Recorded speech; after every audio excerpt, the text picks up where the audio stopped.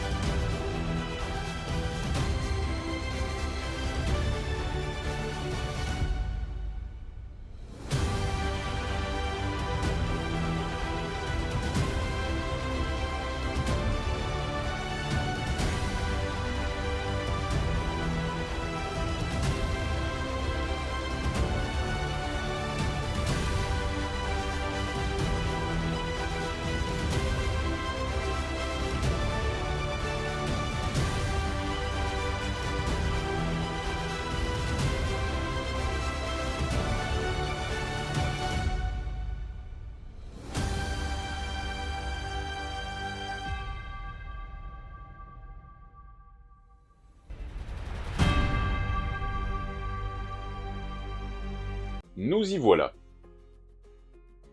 On est un samedi en 1989 et pour une fois, nous allons regarder en famille, c'est-à-dire mon père, ma mère et mon frère, un film qu'a choisi mon frère au vidéoclub. Pour être honnête, habituellement, c'est pas du tout le genre de film que je regardais à l'époque, parce que ça ne m'attirait pas spécialement. Mais comme on va le regarder en famille, je vais faire une exception cette fois-ci. Je vais prendre sur moi. Alors, une fois le repas terminé, on se cale tous dans le canapé, tranquillement, on attend que les infos soient terminées, et on lance ce fameux film. Bloodsport est un film américain, sorti en direct to vidéo. J'insiste, en direct to vidéo. Au départ, en 1987. Mais devant l'engouement des fans, il fera une sortie en salle l'année suivante, en 1988. Il est réalisé par Newt Arnold, à qui l'on doit le film End of Strangers, paru en 1962, et également Bloodthirst, paru en 1971. Alors, au vu de la gueule des films, on partait pas super bien pour un film d'arts martiaux. Parce que c'était pas top quand même. Le film débute en 1975, en survol de la ville de Hong Kong. Au cœur de la cité se prépare un lieu secret pour une compétition d'arts martiaux que l'on appelle le Kumite. À travers le monde, de nombreux combattants terminent leur entraînement en vue de participer à ce tournoi qui ne se tient que tous les 5 ans et évidemment qui est un tournoi clandestin où très peu de participants sont accueillis. Ils sont tous motivés par le même sentiment, celui de prouver au monde entier et surtout à l'univers des combattants qu'ils sont les meilleurs. Aux États-Unis, c'est le capitaine Frank Dux qui est aussi à l'entraînement. Il est dérangé par un autre militaire qui le presse de se rendre chez le colonel Brooke. Ce dernier a eu vent que Dux comptait partir quelques jours pour participer au comité et il ne compte pas du tout le laisser s'y rendre. Donc Dux profite de sa douche, pour filer en douce de la base militaire. Justement, le colonel, quand il s'aperçoit que finalement Dux se tape du tiers comme du quart de ce qu'il pouvait lui dire, il va envoyer Elmer et Rollins, 2 flics de la police militaire, le retrouver au plus vite. Frank, avant de s'envoler pour participer au tournoi, va rendre visite à son maître et mentor en la personne de Senzo Tanaka. Le temps que sa femme prévienne le vieil homme, Frank est là dans le salon, debout. Notre héros se souvient comment cette situation est arrivée. Tout a commencé par une entrée par effraction dans la maison des Tanaka. Tout ça pour dérober un objet avec ses amis. Un katana a priori. Mais justement, ne voulant pas dérober cet objet-là, Frank le remet en place. Il est surpris par Monsieur Tanaka et son fils, et justement, Shingo, le fils unique de Senzo Tanaka, va lui mettre une dérouillée, mais en règle. Pour qu'il comprenne la valeur de l'honneur, il propose à Frank, et aussi à ses parents, de l'aider à entraîner son fils aux arts martiaux. Shingo et Frank vont au fil du temps devenir de véritables amis. Il lui sauvera même la vie lors d'un combat à l'école. Finalement, il le considère plus qu'un ami, plus qu'un partenaire de combat et comme un frère. Mais quand à la mort de Shingo, Senzo est dévasté, alors techniquement, c'est tout à fait normal. Le mec, il a perdu son fils, et il explique également, lors d'un face-à-face avec Frank, quand ils sont adultes, qu'il a perdu sa première femme et sa fille lors d'un bombardement à Hiroshima. Il a refait sa vie aux États-Unis, et là, évidemment, là, il vient de perdre son 2e enfant. Ça fait beaucoup pour lui, quoi. Frank demande alors à son mentor de lui enseigner tout ce qu'il doit savoir, pour qu'il puisse le représenter au comité. À la fois pour la mémoire de Shingo, qu'il considérait vraiment comme son frère, mais pour faire également honneur au clan Tanaka. On peut pas dire que son entraînement soit de tout repos. Senzo Tanaka devient son Shidoshi, en gros son maître. Il ne lui épargnera que dalle. Aucune prise, aucune technique. Il lui apprendra tout, dans la douleur bien évidemment. Entre les coups et les leçons qui vont pleuvoir, ça va être extrêmement rude pour Frank Dux. Et il aura même droit à quelques assouplissements.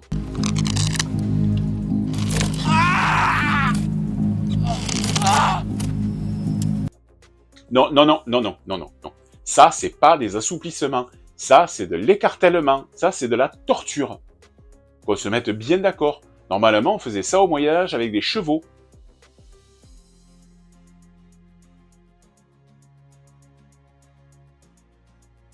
Durant des mois, Frank endurera 1000 douleurs. Mais cela portera ses fruits en le rendant aussi affûté qu'une lame et aussi rapide qu'un éclair. De retour de ses souvenirs, Frank se rend au chevet de son Shidoshi pour lui dire un dernier au revoir avant de se rendre à ce fameux tournoi. Une fois arrivé à Hong Kong, il se rend dans un hôtel où il va faire la rencontre d'un Américain en la personne de Ray Jackson. Après une partie de Karate Champ sur borne arcade, oh ce jeu, il était génial. Je le possédais sur Amstrad CPC à cassette à l'époque, c'était juste magique. Quand j'ai vu le film, j'ai fait « Oh, je le connais ce jeu !» Et voilà, tout simplement. Et je le possède toujours. J'ai toujours cette petite cassette audio, format audio, où il y a le jeu Karate Champ dedans. Si vous le voulez, vous pouvez trouver la cartouche sur NES. Donc après une partie de Karate Champ, les 2 combattants se rendent compte qu'ils vont participer tous les 2 au même tournoi. Une amitié plutôt virile se lie entre eux. C'est assez sympa à voir. Dans le hall d'entrée, Jackson et Dux sont même rejoints par Victor Lin, leur guide durant la compétition. Et dans le même temps, les 2 inspecteurs, Elmer et Rollins, vont voir Monsieur Tanaka pour savoir si Frank est dans les parages. Bon, ils se font refouler par Madame Tanaka, donc pour eux, direction Hong Kong, bien évidemment. À Hong Kong, justement, Victor Lin amène nos 2 combattants à travers de sombres ruelles, pas spécialement accueillantes. Très très sombre même, je dirais, jusqu'au plus profond du cœur de la ville. Là, Frank et Ray vont pouvoir se présenter aux organisateurs pour valider leur inscription. Alors, pour Jackson, il n'y a aucun souci. Il arrive, il signe, tout va bien. Mais pour Frank, c'est une autre paire de manches. Personne ne croit que Senzo Tanaka est son Shidoshi, donc il va falloir qu'il effectue le DMAC. C'est une technique secrète du clan Tanaka, et en particulier de Senzo Tanaka. Alors, cette technique-là, après avoir vu le film 2-3 fois, je me suis dit, il y a moyen que je la refasse. Je me suis pété les poignets, je sais pas combien de fois. Je sais pas. Faut être stupide quand on est gamin. Il faut en passer par là pour se rendre compte que c'est que du cinéma. Voilà, enfin, c'est que du cinéma. Moi, j'avais pas le niveau du tout pour faire ça. La technique, elle réussit, bien évidemment. Son inscription à Frank est validée. Et le tenant en titre, qui est un tout petit peu en arrière, le facétieux et jovial Chong Li, oh, ce regard de braise, il va lui sortir la première réplique culte du film. Bien joué. Mais une brique ne rend jamais les coups. N'empêche qu'il a quand même le petit regard malicieux, ce Chong Li, n'est-ce pas? Dans le même temps, Elmer et Rollins sont arrivés enfin en ville, et ils se rendent dans les bureaux de la police pour demander de l'aide. Alors, bien sûr, le capitaine de la police, ou le chef de la police, c'est pas bien précisé, va leur expliquer que retrouver une personne dans Hong Kong étrangère, c'est super compliqué, et que techniquement, il le fera que quand son agenda le lui permettra, parce qu'il a autre chose à foutre, réellement, qu'aller rechercher un Américain qui se soit paumé en plein milieu de Hong Kong. Donc, de retour à son hôtel, Frank va voir une jeune femme qui est un peu, on va dire, aux prises avec un participant du comité. Alors, sachant que les participants du tournoi, bien sûr, n'ont pas le droit de se battre en dehors du tournoi, ce qui est logique, sinon ils seront éliminés. Donc, Frank, plutôt que de se battre pour les yeux de la belle, il va proposer à Hossein une petite épreuve qui consiste à prendre la pièce qu'il a dans la main. Bon, évidemment, il va pas réussir, et Frank va arriver à sauver la fille. Le lendemain, ça y est, le tournoi débute, les premiers combats vont commencer. Ray et Frank gagnent tous leurs combats, au même titre que Chong Li.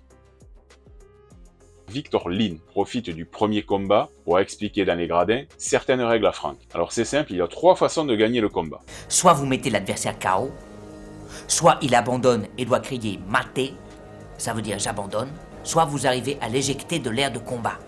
Au cours de son premier affrontement, Frank va battre le record du KO le plus rapide, détenu jusqu'à présent par qui à votre avis? Par Chong Li. Eh oui, ça va pas faire plaisir à monsieur, mais alors pas du tout. Chong Li commence vraiment à ne plus pouvoir voir ce Frank Dux en peinture. La première journée se termine, et enfin, Elmer et Rollin ont trouvé l'hôtel où réside Frank. Ils l'attendent dans le hall, mais avec l'aide de Jackson, il va leur filer entre les doigts, après une course-poursuite assez amusante, je le reconnais, et qui se conclura dans le fleuve. Enfin, en tout cas, dans le fleuve, pour les 2 flics. Frank, il ressort, il est tout sec, tranquille, et il se permet même de leur faire un petit coucou, regardez. Le soir venu, Frank va rejoindre Janice Kent, la journaliste qu'il a sauvée des mains de Hossein. Il va la rejoindre au restaurant, et accessoirement, il va évidemment passer la nuit avec elle. Janice lui demande s'il y a moyen qu'elle soit amenée pour voir le tournoi, et Frank lui explique que c'est totalement impossible. Au petit matin, Frank va laisser Janice dans la chambre d'hôtel, il va se rhabiller avec « Mesdames, profitez-en », un petit slip rouge, et il va rejoindre l'endroit où se déroule le comité pour le 2e jour. Le 2e jour du tournoi, ça y est, il est là, il commence aussi. Chacun gagne ses combats respectifs, Frank avec force et élégance, Chong Li va provoquer une fracture ouverte menant à l'abandon de son adversaire, et Jackson, au final, pour son combat à lui, va se retrouver face au terrible Chong Li. Alors bien qu'il commence le combat très correctement, il fracasse la tête de Chong Li, il le met au sol, mais trop sûr de lui, il va laisser le temps à Chong Li de se relever. Jackson perdra le combat, il se retrouvera gravement blessé par un Chong Li des plus brutales. Il lui enlèvera même son bandeau comme objet de victoire. Jackson se voit évacué vers l'hôpital aux urgences, et Frank promet de le venger.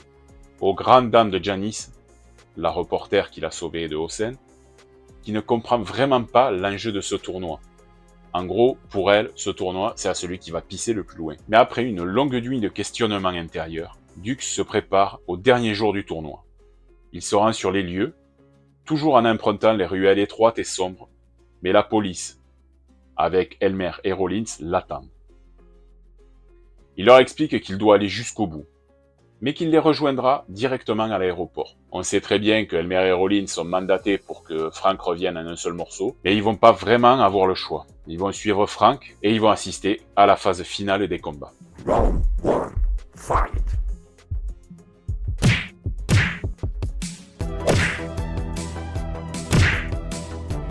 La première demi-finale oppose Dux à Paco. Paco ne fait pas du tout dans la dentelle. N'empêche que Frank va rester nettement supérieur à son adversaire. Ce qui laisse arriver donc la place pour la deuxième demi-finale. Celle qui oppose Chun-Li à Chuang Ip Mung. J'ai pas réussi à le dire du premier coup celui-là. Les coups pleuvent, mais Chun-Li est implacable.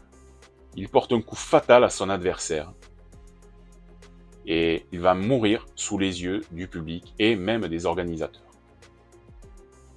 Justement, les organisateurs vont tourner le dos au Mortel Colosse pour signifier leur désaccord et leur mépris de ce geste.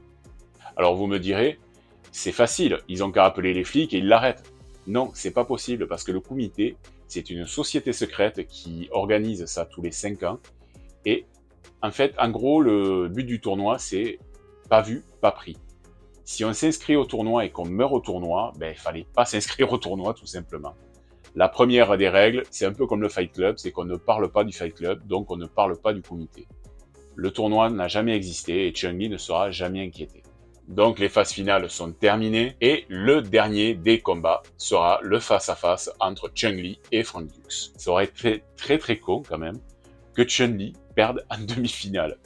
On se doutait bien qu'il allait arriver jusqu'à la finale, sinon il n'y aurait plus de film. Donc le temps de mettre en place la nouvelle plateforme de combat, et le combat démarre. Bien sûr, la technique de Frank surpasse Chun-Li. Elle fait toute la différence. Le tenant du titre, il encaisse quand même plutôt pas mal toutes les attaques de Frank. Et il va rétorquer à son tour avec une pluie de coups tout aussi puissants. Cependant, Frank a toujours le dessus. Chun-Li profite d'avoir été envoyé au tapis pour broyer entre ses doigts de la poudre qu'il envoie directement dans les yeux de Frank pour l'aveugler et le battre.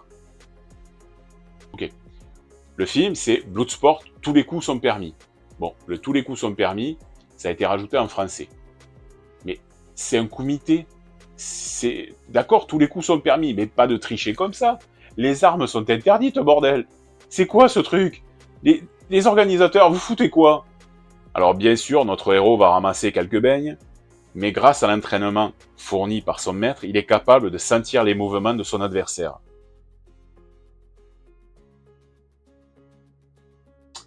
Ça me rappelle vaguement quelqu'un quand il est monté au Palais du Très-Haut avec Monsieur Popo. Il y a 2 personnes derrière moi. Je les sens, j'ai pas besoin de les voir. Le premier se prépare à me porter une manchette et le second un coup de pied. Ah ouais. Comme quoi, Van Damme et Sangoku sont pas loin. Et sous les encouragements de la foule, de Janice, de Elmer et Rollins, Frank va dérouiller Chun-Li avec son fameux coup de pied sauté circulaire. Chun-Li est plus ou moins KO. Bon, mais moi, on devait faire dodo. Vous me réveillerez plus tard. Allez, bye bye. Et Frank clôture le combat en faisant abandonner son opposant. Ce qui, pour Chun-Li, est la pire des humiliations et des défaites. En récompense, Frank va recevoir le katana du comité et il va filer l'annoncer à Jackson à l'hôpital. Il profite aussi pour lui rendre son bandeau qu'il a récupéré sur Chun-Li. Et Ray passe un pacte d'amitié avec Frank, avant évidemment de lui dire au revoir. Où tu veux. À n'importe quelle heure. Si jamais t'as besoin de moi, je serai là. Ça, c'est un pacte. Celui-là, il envoie du lourd. Je pense que si un mec comme ça vous fait une promesse dans ce genre-là, il y a moyen, un jour ou l'autre, de pouvoir s'en servir. Sur le tarmac de l'aéroport, Elmer et Rollins attendent avec impatience que Frank arrive pour monter dans l'avion. Mais ce dernier est déjà là, en avance bien sûr. Il est juste derrière eux, dans l'avion. Donc il leur demande ce qu'ils attendent et s'ils comptent monter dans l'avion. Les 2 policiers s'exécutent. Juste avant de partir, Janice, elle aussi sur le tarmac, salue une dernière fois son héros avant qu'il ne décolle. Alors le film se termine là et j'ai un sentiment agréable de satisfaction. Je me suis vraiment régalé sur ce film. Bon, habituellement les VHS que loue mon frère, comme je vous ai expliqué, c'est vraiment pas pantasse de thé. Mais là, honnêtement, j'ai pas vu le temps passer. Au contraire, j'en redemande. J'ai découvert une pépite dans le métrage de Bloodsport et j'ai également découvert pour la toute première fois le nouvel action man des années 90, Monsieur Jean-Claude Van Damme. Au casting, nous allons découvrir un grand karatéka, donc nommé Monsieur Jean-Claude Van Damme.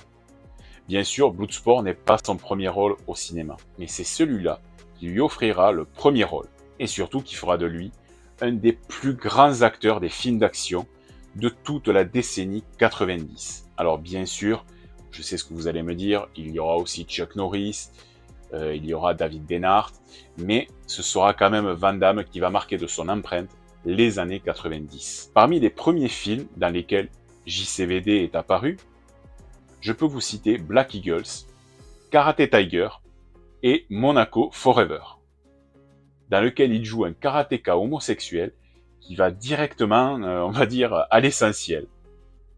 Alors voici un petit extrait. Tu as un corps bien musclé, un athlète quoi. Oui, tes jambes sont bien musclées. Ah ok.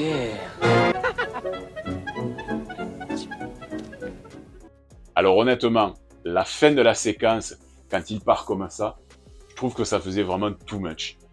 Mais bon, la main au paquet dans la voiture, il allait à l'essentiel. Voilà, au moins c'était réglé. Après la sortie de Bloodsport, Van Damme enchaînera des films comme par exemple Cyborg, Kickboxer, Full Contact, Coup pour coup, Double Impact, Universal Soldier, avec Dolph Lundgren, et pas mal d'autres films. Il sera à l'affiche du nanardesque Street Fighter, avec Raul Julia et Kylie Minogue. Alors, ce film-là, c'est un vrai nanar. Je pense que voilà, il est arrivé très haut, celui-là. Je vous le présenterai un de ces jours, il n'y a pas de souci. Mais honnêtement, quand on le voit, c'est... Je sais pas pourquoi on le voit, mais voilà, c'est un gros nanar. Il clôturera l'année 1999 avec Inferno, un film que j'ai beaucoup aimé, loin des formats du type qu'il avait pu faire précédemment. Puis il jouera dans Répliquant aux côtés de Michael Rooker, ou dans In Hell, dans le rôle d'un détenu qui lui colle si bien à la peau. Alors je ne vais pas m'étendre plus sur sa carrière, qui sera aussi rythmée par des films direct ou vidéo, plus ou moins bons, mais pour finir avec Monsieur Van Damme, je vous conseillerai Le Dernier Mercenaire avec Alban Ivanov et Jean-Claude Van Damme. Il y a d'autres acteurs aussi dedans, il y a Miu Miu, il y a plein d'autres acteurs, mais honnêtement, si vous avez l'occasion, regardez ce film. Comment un homme de sa trempe a l'humour de se foutre de lui, c'est juste excellent. Alors, Le Dernier Mercenaire date de 2021, et pour moi, c'est vraiment une pépite. Toujours au casting de Bloodsport, on retrouve Donald Gibb, avec le personnage de Ray Jackson. Cet acteur fut un des grands gardes d'Osric dans Conan le Barbare. Il fut ogre dans les comédies Les Tronches 1 et 2. Et il reviendra dans la peau de Jackson pour donner la réplique à Daniel Bennart dans Bloodsport 2. Il sera aussi à l'affiche de US Marshal, la suite du fugitif, aux côtés de Wesley Snipes et de Tommy Lee Jones. Monsieur Gibb tournera également énormément de séries pour soit un ou deux épisodes parfois, mais assez marquants pour qu'on le remarque. Alors il sera dans Magnum, l'ancienne version, je précise, celle-là, dans l'Agence Tourisque, dans K2000, dans Code Quantum. Il aura 6 épisodes dans Notre Belle Famille. Ce sera le meilleur pote de Cody. Il sera aussi dans la série Code Lisa pour 3 épisodes. Et enfin, il sera dans la série The Fantastic Two. C'est un acteur qui en impose, mais qui, d'après les bruits de couloir, serait un gros nounours dans la vie de tous les jours. Je continue sur le casting de notre film du jour avec Monsieur Bolo Yeung, ou de son vrai nom, Yan Xie. Cet ancien athlète de Kung Fu fut également culturiste et reçut le titre de Monsieur Hong Kong dans les années 70. Monsieur Yeung gagna une grande notoriété lors du film Opération Dragon aux côtés de Bruce Lee.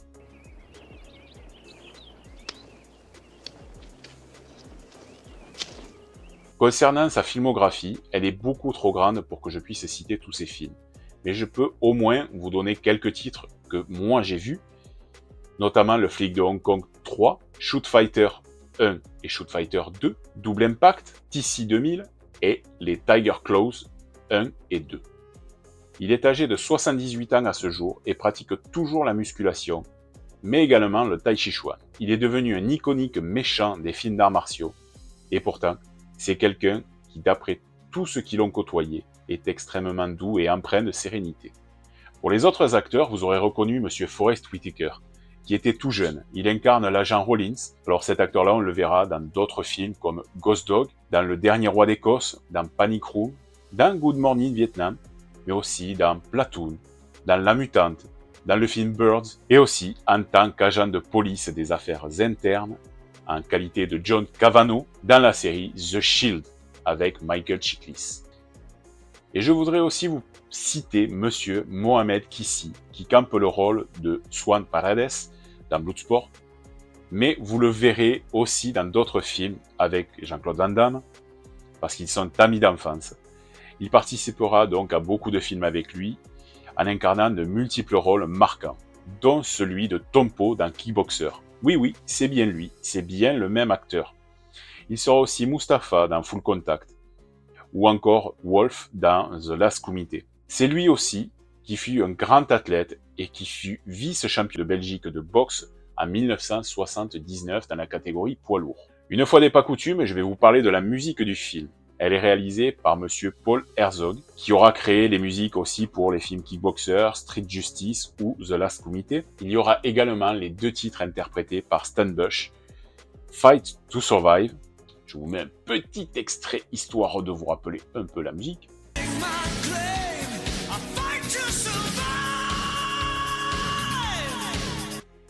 Et l'autre titre s'appelle On My Own. Ces 2 titres-là vont marquer réellement le métrage.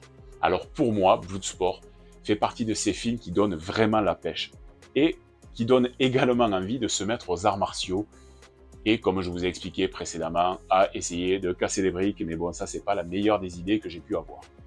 Et malgré tout ce qu'on a pu dire au sujet de Monsieur Jean-Claude Van Damme, pour moi, je considère que c'est un très bon comédien.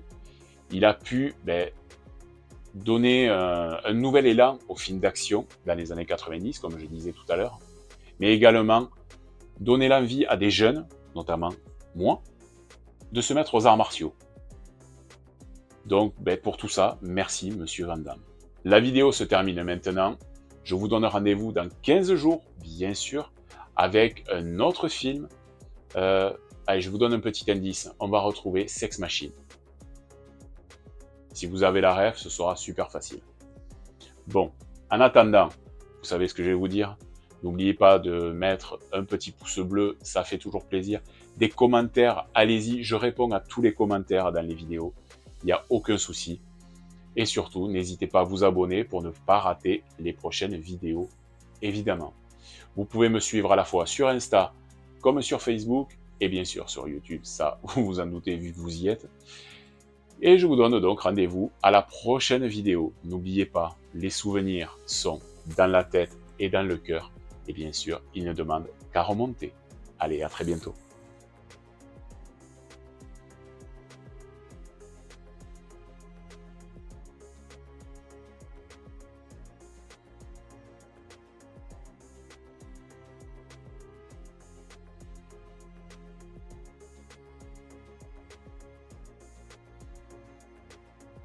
Pour vous faire honneur, Shidoshi.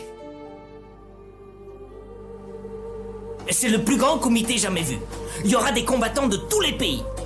J'ai été désigné par la IFAA pour vous assister, ainsi que tous les autres participants nord-américains. En dehors du tournoi, il est interdit de se battre. Si vous ne respectez pas cette règle, vous serez disqualifié.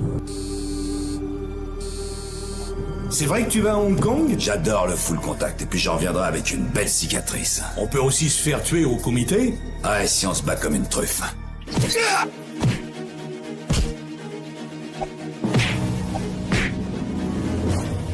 C'est à cause de ça que ça s'appelle Bloodsport.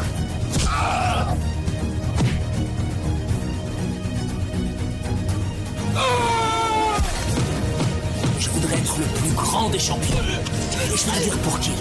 Pour Tanaka, mon Shidoshi.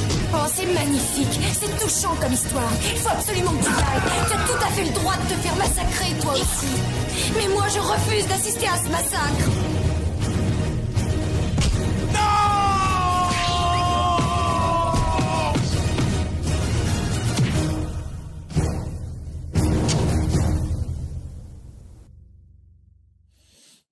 J'ai mal rien qu'à te regarder.